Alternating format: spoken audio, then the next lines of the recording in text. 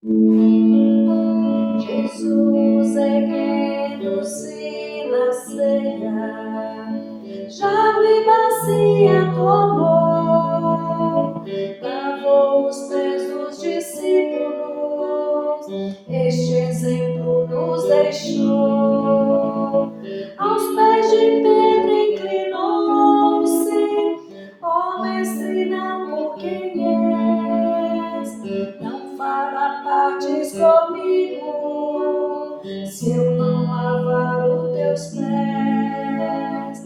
Não terás partes comigo, se eu não lavar os teus pés.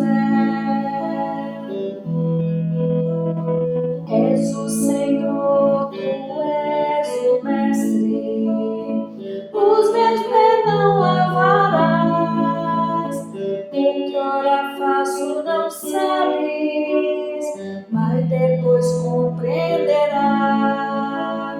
Se eu vosso Mestre, Senhor, vossos pés hoje lavei, lavai os pés uns dos outros, eis a lição que vos dei. Lavai os pés uns dos outros, eis a lição que vos dei.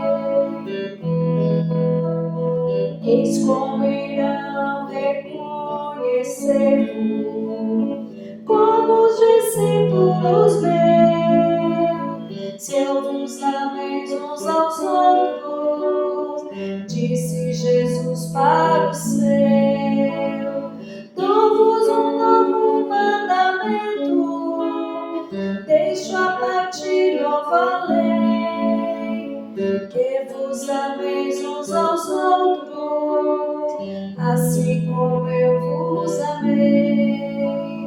Que vos ameis uns aos outros, assim